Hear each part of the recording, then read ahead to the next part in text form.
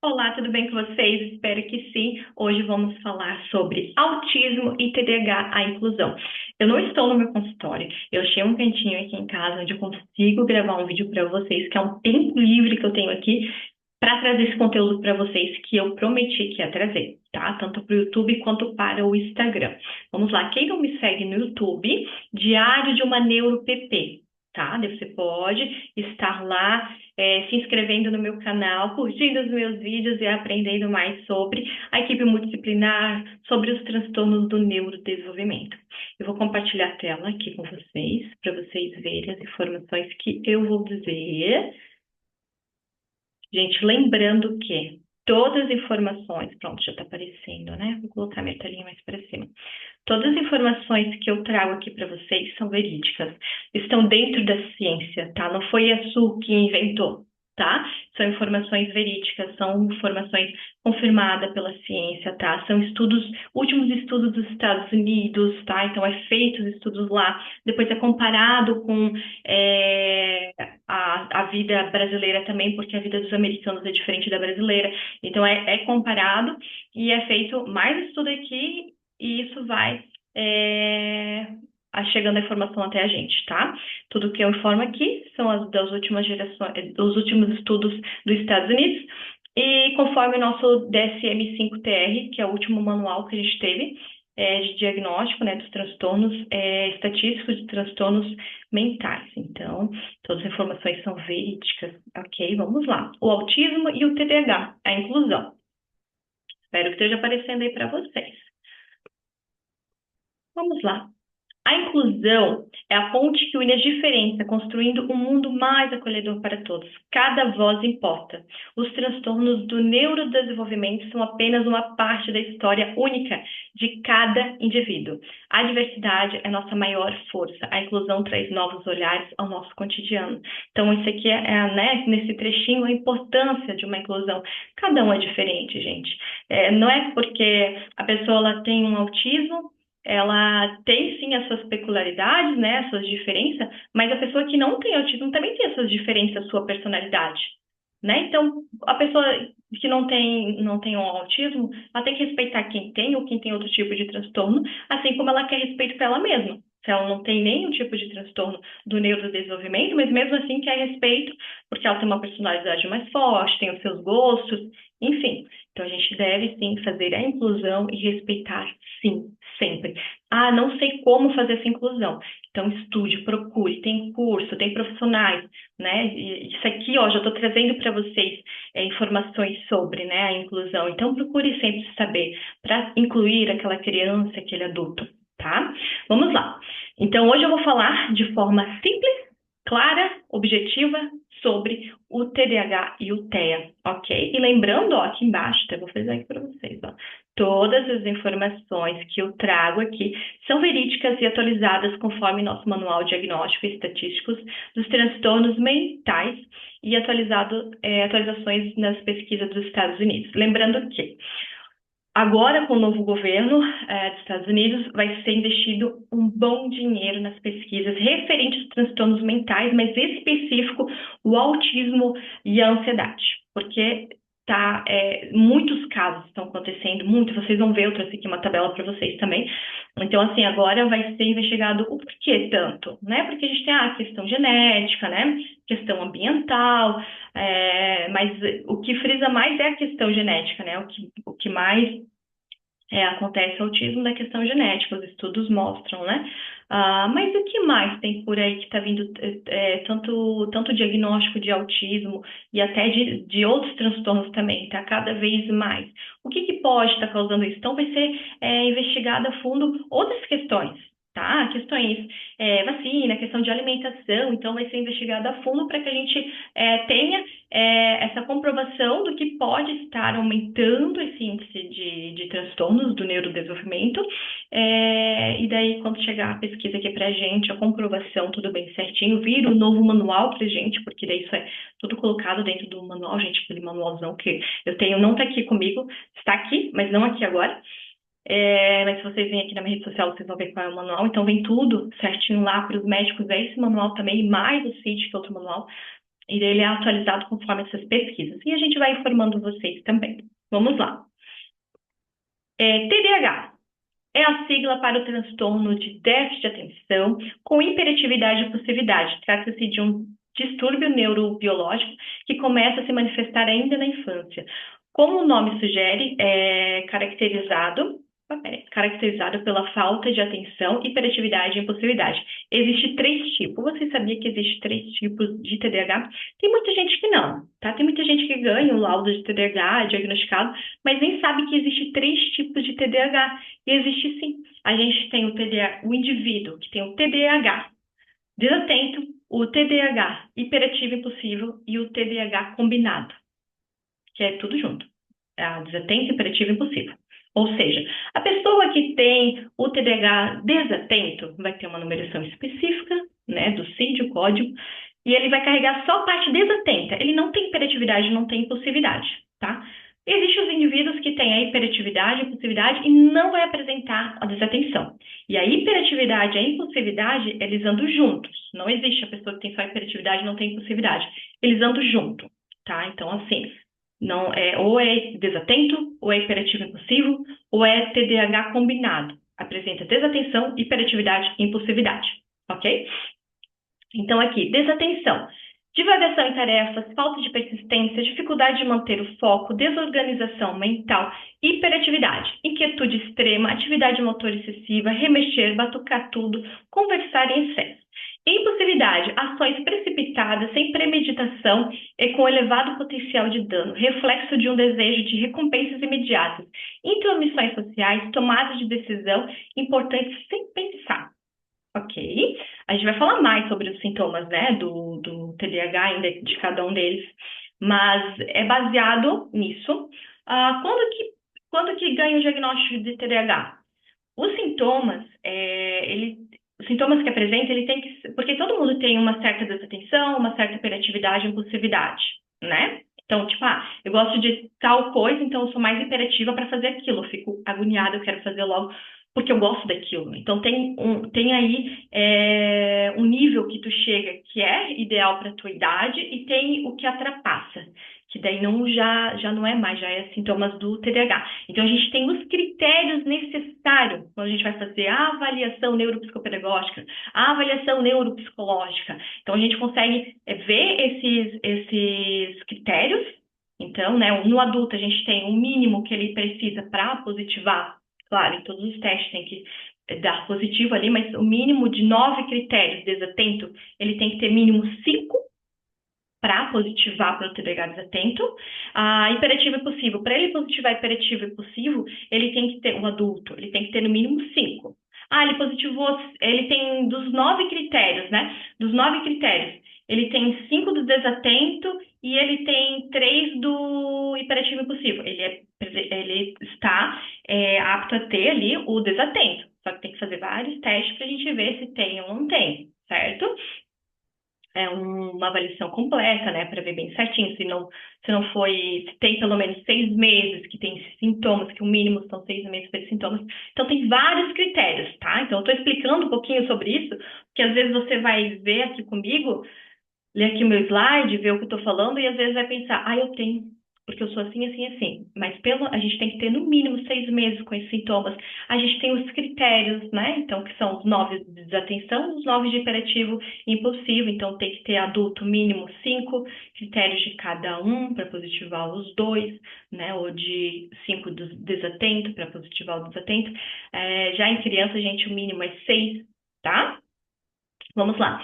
O TDAH tem sido associado, então as pesquisas nos mostram, e cada vez mostra mais ainda o índice, que o TDAH está associado a baixo desempenho escolar ou profissional, desemprego, problemas com a lei, abuso de álcool ou outras substâncias, acidentes de carros frequentes ou outros acidentes, relações instáveis, saúde física e mental comprometidas e tentativa de suicídio. Então, isso só tem aumentado, tá? Só tem comprovado que realmente isso aí, a pessoa com TDAH não tratado, né? Que eu digo não tratado, não sabe lidar com seus sintomas, é diagnosticado, não faz terapia, ou não precisa de medicação, não toma medicação, ou não é diagnosticado ainda e tem, mas no futuro acaba sendo diagnosticado e tem todos desses, né? comportamento diferente que está relacionado ao contexto familiar, ao contexto acadêmico, ao contexto profissional, né, contexto social. Então, essas áreas da vida estão prejudicadas por conta dos sintomas.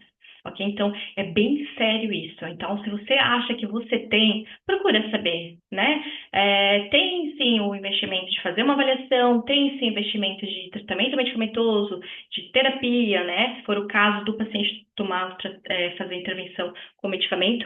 Então, tem esse investimento, mas vale muito a pena, porque se você tem, a gente tem os graus também, a gente tem 3 níveis do TDAH, né? O nível leve, o moderado e o severo. Então, os sintomas, ele pode aumentar. Se você está no nível leve, você não faz tratamento, ele vai para o moderado. Se você não tratar, ele vai para o severo. Agora, se você tratar, ele vai para o nível leve, ok? Então, é muito importante você descobrir se tem ou não e fazer o tratamento correto. Vamos lá. Mais sinais sobre o TDAH em geral agora. Falta de foco, pouca habilidade de gerenciamento de tempo, desorganização, impulsividade, ataque de raiva, esquecimento, falta de motivação, inquietação e ansiedade, fadiga, autoimagem negativa, problemas de relacionamento, distração com estímulos externos, sente tédio facilmente, perde ou esquece objetos com facilidade, fala incessantemente, mexe as mãos e os pés com frequência, possui dificuldade para se organizar, interrompe a fala dos outros, não costuma escutar quando alguém se dirige a ele, encontra dificuldade para controlar a raiva, não consegue concluir as tarefas diárias, costuma ser impaciente, pode ter dificuldades para construir e manter a amizade. Ok? Anotado aí, gente? Vamos lá. Como é feito o diagnóstico do tratamento do TDAH? O diagnóstico do TDAH é feito clinicamente, realizado por meio de observações clínicas diretas de comportamento do paciente, entrevista com os pais ou cuidadores, bateria de testes avaliativos e levantamento de dados escolares. O conjunto de sinais e sintomas ficam bem evidentes nas crianças pré-escolares entre 3 a 6 anos, época em que normalmente se pode fazer o diagnóstico. Vamos lá. A gente consegue sim ver ali com 2 aninhos se a criança ela é muito mais agitada do que outras crianças, tá? O que se pede? Se pede, o médico já solicita, não, vamos fazer a terapia adequada com o filho, com o seu filho, mas não vamos entrar com tratamento medicamentoso e não vamos diagnosticar agora. É só um pré-diagnóstico. Por quê? Se ele entrar na idade pré-escolar, lá na escola, né? Ele entrar na escolinha e a gente perceber que os sintomas ainda estão presentes, então ele vai ganhar o diagnóstico do TDAH, né? Então a gente tem esse tempo ali referente o marco de desenvolvimento da criança para ver como que está, para depois fazer o diagnóstico, tá? E como é feito, né? A gente faz toda a bateria de testes avaliativos dentro de consultório, clínica, né? Que são os testes de última geração, testes dos Estados Unidos, a gente tem licença, faz a aplicação deles. Muitos testes são perguntas com os pais, conversa com os pais, outros testes são jogos com as crianças, mas a gente está avaliando a criança, né? E depois a gente faz um laudo técnico. Se a criança a criança ou o adulto, né? Ele positivou para um transtorno do neurodesenvolvimento, a gente vai fazer um laudo técnico, né? Profissionais que estão me ouvindo aqui. O que é um laudo técnico? Não é o laudo que o médico dá. Laudo diagnóstico é o que o médico dá, certo? Neurologista, clínico geral, psiquiatra, neuropediatra, eles vão dar o laudo diagnóstico. Ok, laudo diagnóstico. Assinou ali e é isso e pronto, né? Agora, equipe multidisciplinar neuropsicopedagoga, que é interdisciplinar a nossa profissão, a gente faz um laudo técnico, tá? Da avaliação que a gente fez. Ok? Então, o que é isso? Nome dos testes que foram aplicados, resultado dos testes que foram aplicados, né? Vai estar o nome do teste, o que ele avalia, resultado que obteve na média, abaixo da média, acima da média, como que foi na aplicação desse teste, o que apresenta, né? Uma observação clínica geral do teu paciente ali durante essas sessões. E os encaminhamentos. E um dos encaminhamentos é, por exemplo, uma criança neuropediatra ou psiquiatra infantil, um adulto neurologista ou psiquiatra, né? Então, a gente faz o encaminhamento, chega lá para esse doutor, ele vai ler tudo o que foi feito, vai ver, foi tantas sessões, tem todos esses testes, deu tudo isso, ele vai conversar novamente com o paciente, esse adulto, com os pais da criança, observar a criança, não, é isso mesmo, o profissional colocou aqui, está completo, vou fazer o fechamento desse laudo aqui, vou dar mais uma folha junto, que é o laudo diagnóstico, dizendo que ele fez a avaliação e comprovou que ele tem tais, né, dificuldade e transtorno. Coloca a numeração do CIT, frisa a terapia necessária e a medicação que se for necessário, tá? Então, é isso que é feito. Isso que a gente faz para diagnosticar o TDAH. E acontece, às vezes, dos pais ou adulto não vir no rastreio, né? Não saber que existe o rastreio, né? Por muita gente que está me vendo aqui agora, nunca ouviu falar ou né, nunca foi indicado. Então, assim, tem muitos profissionais, muitos médicos agora, eles estão sim, tá? A maioria está pedindo para fazer o rastreio. Vocês vão lá no médico, digamos, no neurologista, neuropediatra, ele fala, vou solicitar agora, eu vou te dar um encaminhamento para te fazer a avaliação completa. E daí vem esse encaminhamento do médico para a gente faz essa avaliação, que é essa que eu estou dizendo para vocês. Ok? Então, vamos lá. Próximo. Dúvidas, você pode colocar aqui embaixo, tá? Nos comentários. Orientações para uma convivência respeitosa com pessoas que têm o TDAH no ambiente religioso. Vamos lá. Muita gente me pediu referente como fazer inclusão dentro da igreja, né? Dentro do ambiente religioso. Então, eu vou falar sobre isso. Essa foi uma das últimas palestras que eu fiz, foi essa aqui que eu estou falando para vocês. Então, eu vou falar sobre essa inclusão. As técnicas variam conforme o subtipo do indivíduo. O que é o subtipo? Por exemplo, o TDAH tem 3 tipos, então varia do tipo de TDAH que essa pessoa tem, tá? Do subtipo dela, desatento, hiperativo, possível ou combinado, ok? Pessoas com TDAH predominantemente desatento necessitam de menos distração por estímulos externos e internos para conseguir prestar atenção no culto, escola bíblica, palestra e reuniões. Precisam sentar nos primeiros bancos, evitando a distração. Então, se a pessoa é a mesma coisa com a criança e adulto, quando a gente faz a orientação para a escola referente ao nosso paciente que deu TDAH desatento, ele vai precisar sentar na primeira carteira, tá? E longe de janela e longe de porta. Mesma coisa dentro da igreja, né? Os adultos, eles precisam sentar mais na frente para que os estímulos das pessoas saindo lá para fora, com as crianças, a mesa de som, as pessoas andando no corredor, indo tomar água, não atrapalhe ela dentro da igreja. Então, assim, deixar disponíveis umas cadeiras lá na frente para a pessoa, claro, se ela quiser sentar lá na frente, isso vai ajudar ela bastante. Às vezes necessito que seja um momento mais lúdico, participativo. Então, às vezes, por falta de foco, de manter o foco, às vezes, se for algo mais lúdico, escola bíblica, passar slide, eu sei que tem no culto, né, ali, além da Bíblia e coisa, às vezes não tem como fazer um slide lá na frente, né, disso que tu tá lendo da Bíblia, porque passa de um versículo, vai para outro, daí conta a história da Bíblia, a gente vai imaginando aquilo, né, mas numa escola bíblica já dá para fazer um slide bem explicativo, né? Numa palestra dentro da igreja, um slide bem explicativo. Então, isso ajuda muito na questão do TDAH desatento, ok?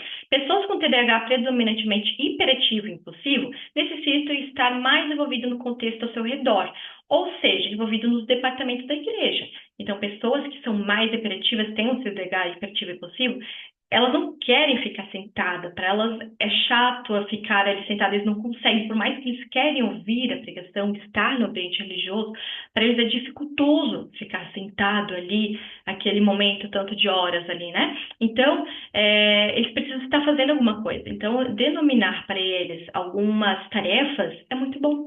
Tá? Então, assim, ajudar nos departamentos, estar envolvido com os adolescentes, ou com os jovens, ou no departamento de missão, ou no departamento dos irmãos, né?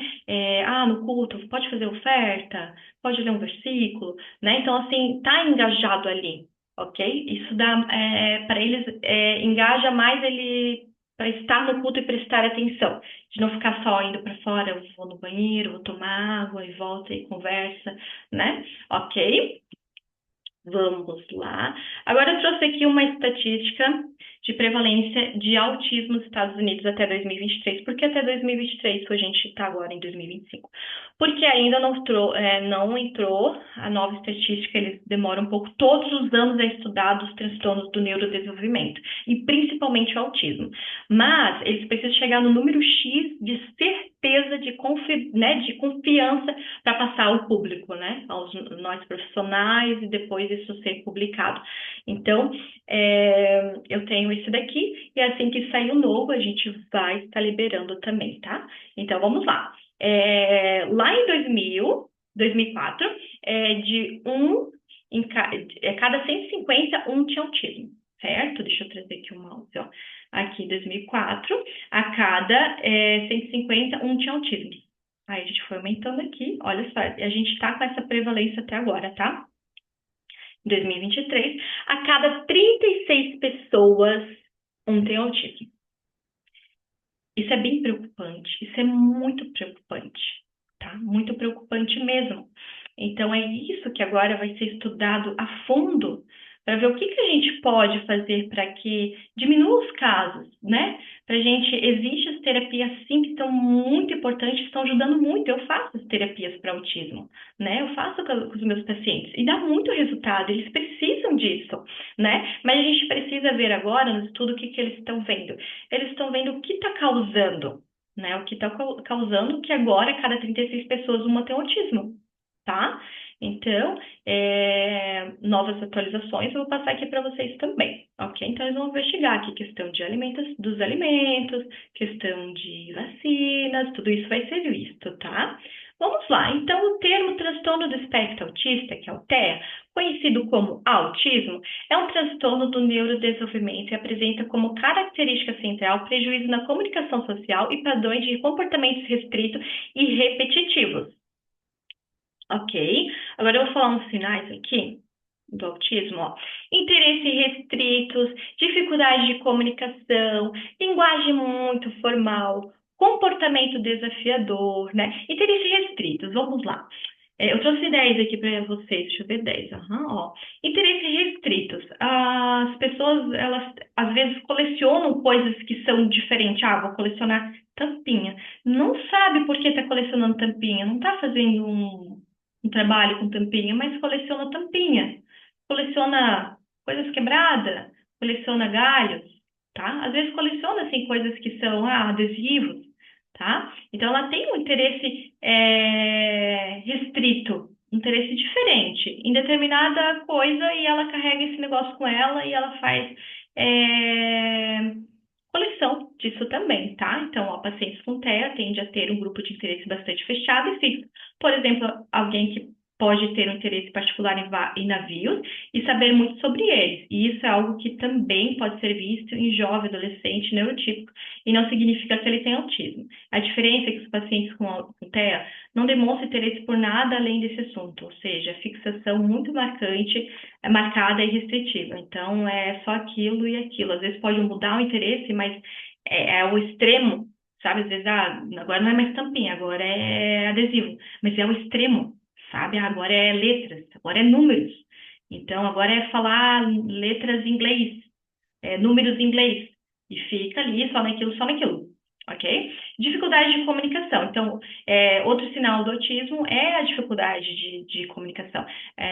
Às vezes, a criança, o principal dos sintomas, assim, né, quando a criança, ela demora muito no marco de desenvolvimento dela, da linguagem, dela saber falar, se expressar, tá? Então, isso é um fator de índice bem alto no autista, dessa dificuldade de comunicação, tá? Da fala dele, de ter que, sim, fazer muito cedo já a terapia com fono, para que venha conseguir falar, tá? Outros sinais de autismo são problemas da comunicação com os outros.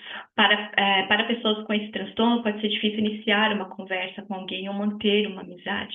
Linguagem muito formal. Os jovens adolescentes são bem conhecidos por usarem diferentes tipos de gírias quando falam com os outros. No entanto, os pacientes com autismo tendem a usar uma linguagem mais formal.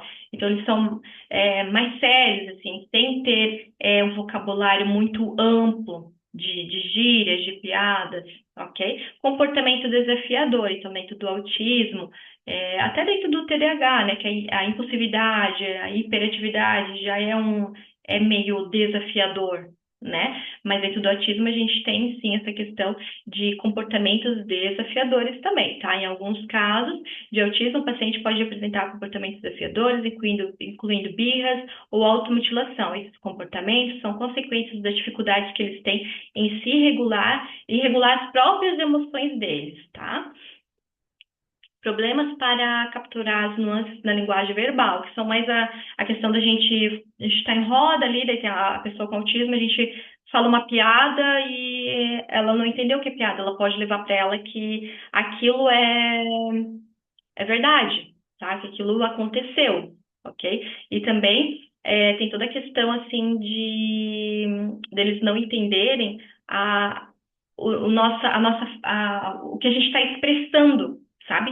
Se a gente está feliz ou triste. Então, assim, conforme eles não conseguem, nenhum autista é igual, lembrando aqui, nenhum autista é igual. Tem um autista que gosta de abraçar e beijar, tem um autista que não gosta de abraçar e beijar, tá? Só para lembrar que, sim, cada autista é diferente, tá? Então, assim, tem as pessoas com autismo que é difícil para elas demonstrar o que elas sentem, se elas estão felizes ou não, se elas estão amorosas ou não. Então, é difícil para elas compreender o que a gente está sentindo também, tá? Então, dificuldade em entender a linguagem não verbal, que é o que eu estou falando para vocês aqui, que são sinais sutis também, de a gente querer com o olhar, se comunicar com ele alguma coisa que está acontecendo, e para eles é difícil. Não é impossível, mas para eles é difícil entender o que a gente está querendo passar dessa forma, tá? Isolamento social. Então, assim, para eles, só o fato deles pensar, e eu falo assim já por experiência dos próprios pacientes, tá? Isolamento social não é porque eles querem ficar ali isolados, não, eles têm vontade sim de socializar, de formar uma família, né? As crianças de estarem junto, de compartilhar o brinquedo, né? O adulto de ter uma família, mas é difícil para eles iniciar esse contato e manter esse contato. Só o fato dele pensar em ter que pegar um Uber, né? Ou pegar um carro, Uber ou de carona, até tal local, para ele mentalmente ele já cansou. Então ele já escutou ali e ele não consegue nem sair de casa, tá? Isso é um relato verídico, é um relato de uma paciente minha, de só dela pensar que roupa que eu vou, o que vai ser conversado lá, quanto tempo vai demorar, será que vai ter barulho? Será que vai ter muita gente junta? Né? Eu vou ter que pegar um Uber com um desconhecido.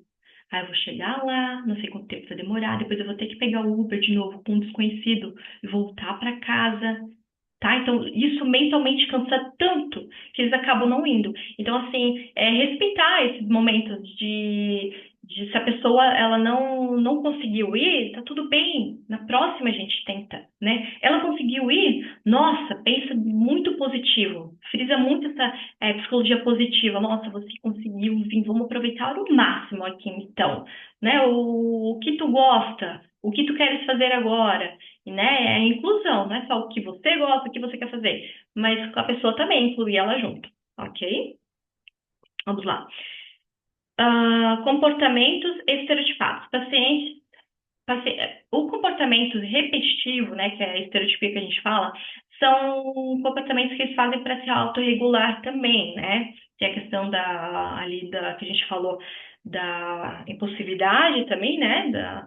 Mas a gente tem dos movimentos repetitivos que eles fazem sim para se acalmar, tá? Então, assim, lembrando aqui de um paciente que sempre se balançava bastante para se autorregular, em terapia, bastante terapia, né? Conversa com os pais, ele consegue agora se autorregular, olhando para o verde, assim, para a árvore, escutando o passarinho, olhando para uma paisagem legal que transmita paz para ele, que jardim verde, árvores, flores, né? Passarinhos cantando. Então ele não fica mais assim. Quando ele vê que ele precisa se autorregular, que ele vai fazer assim com as mãozinhas, ele procura algo nesse sentido, né?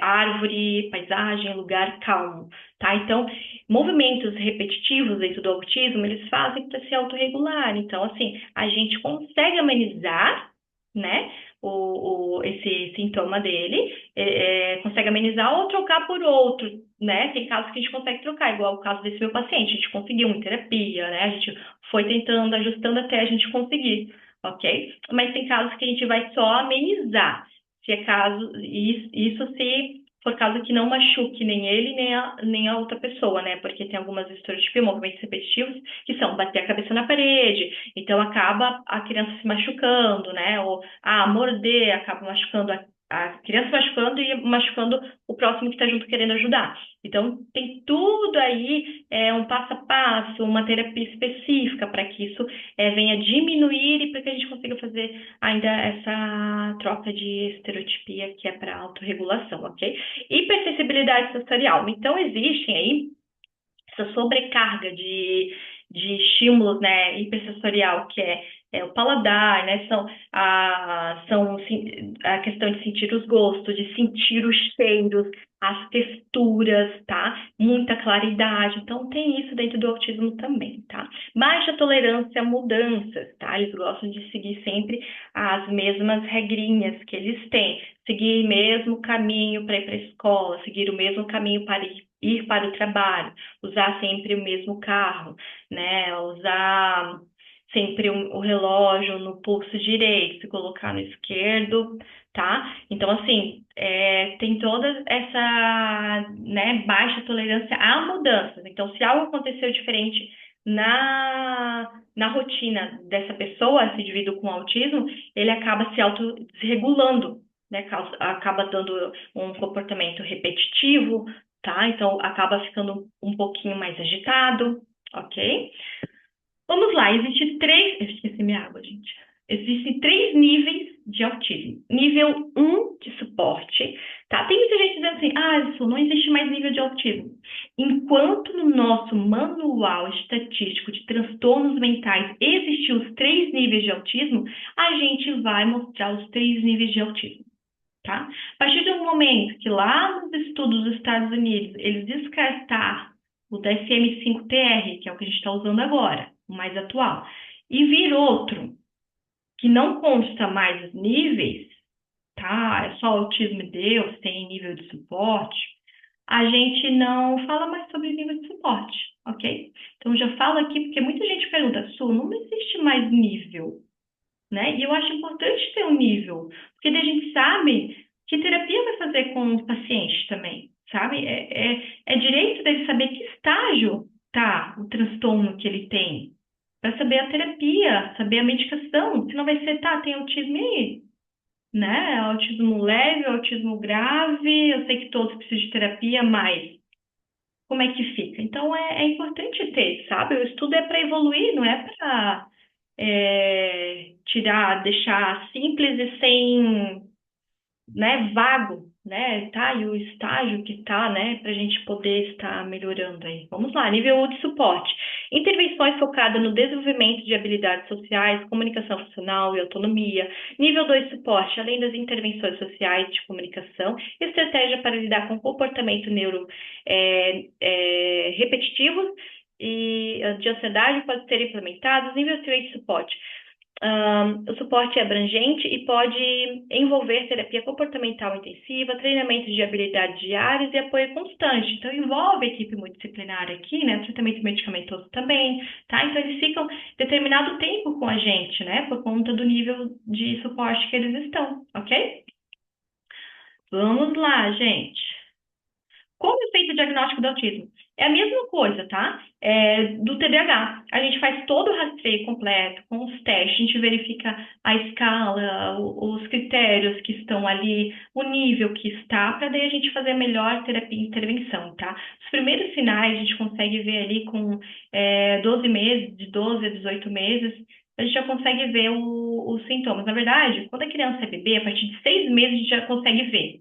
Tá? A partir de 6 meses a gente já consegue ver, tá? A gente tem esse estudo aí, que é bem recente mesmo, a gente já consegue ver, mas como a gente não tem, assim, um leque de testes que a gente pode realmente usar nessa idade, a gente acaba acaba aqui sendo atendido mais para frente para ter um diagnóstico, né, mais preciso, né, com 12 meses, 18 meses, tá? Mas se uma mãe percebe, uma pediatra percebe que a criança ali no desenvolvimento dela, ela está apresentando sinais de autismo, ela não vai ficar esperando até 12 meses da criança.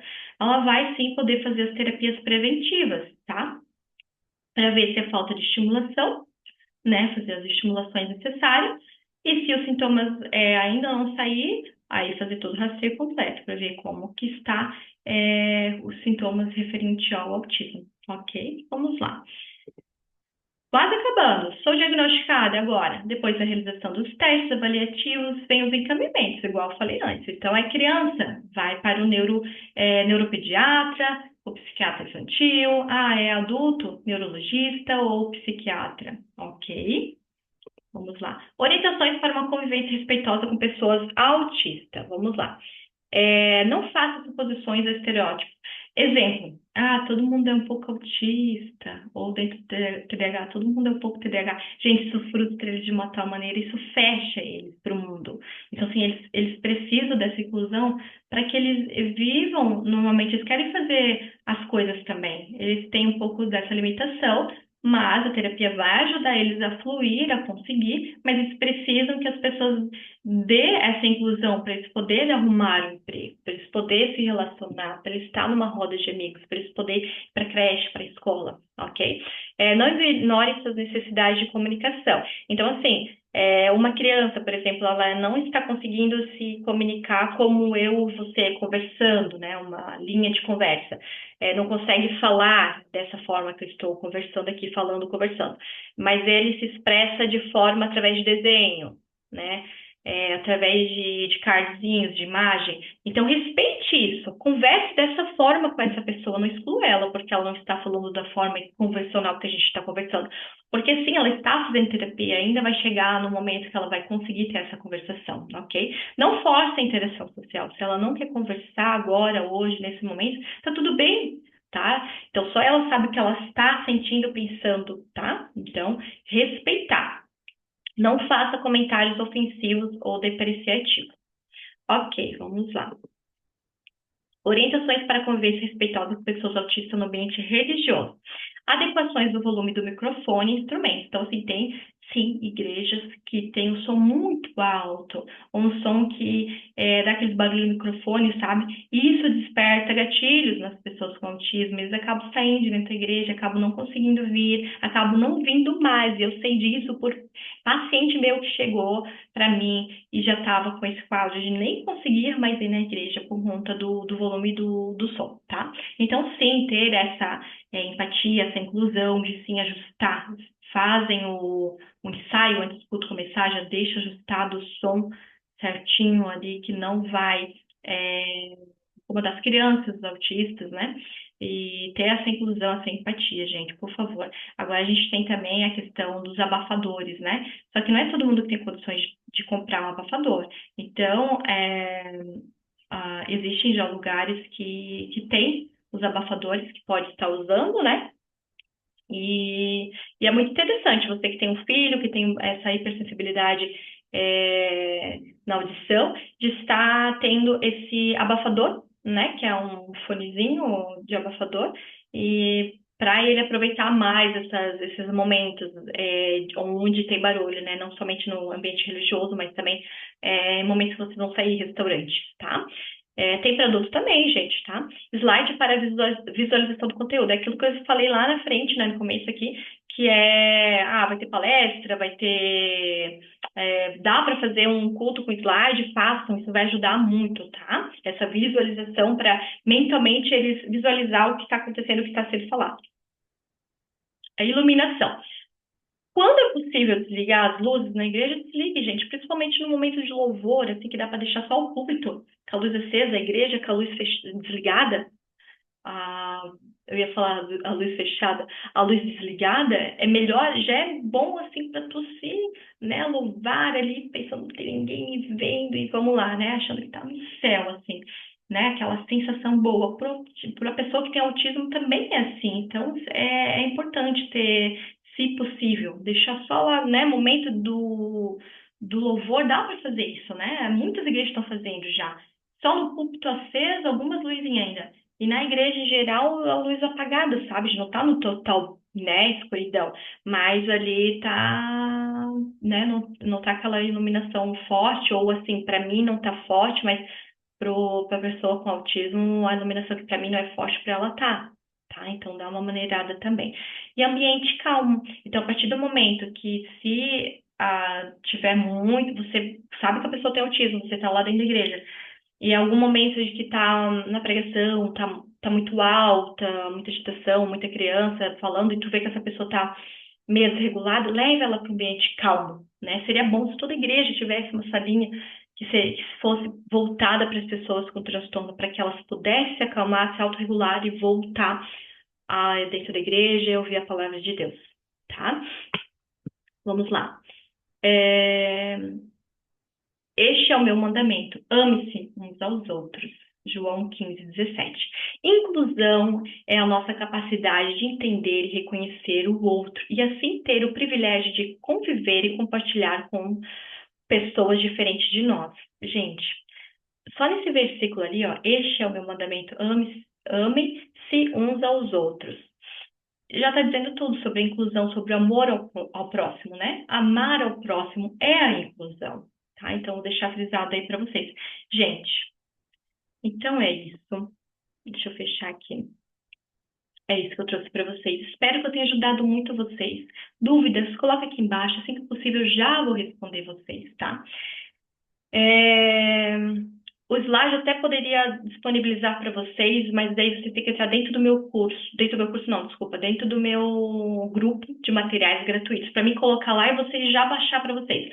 Porque se eu for um a um, fica meio que inviável para mim fazer entrega um a um, porque eu não.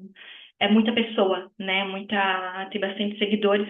Mas daí, se vocês entrar dentro do grupo de materiais, eu já estou com 2 grupos de materiais gratuitos.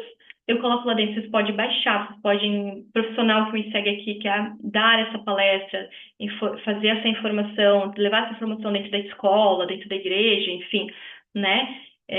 Estudar isso a fundo, você consegue pegar dentro do grupo de materiais, tá? Eu vou disponibilizar o link daí nos stories, ok? Então é isso, gente. Espero que eu tenha ajudado. Beijos no coração e fique com Deus e até a próxima.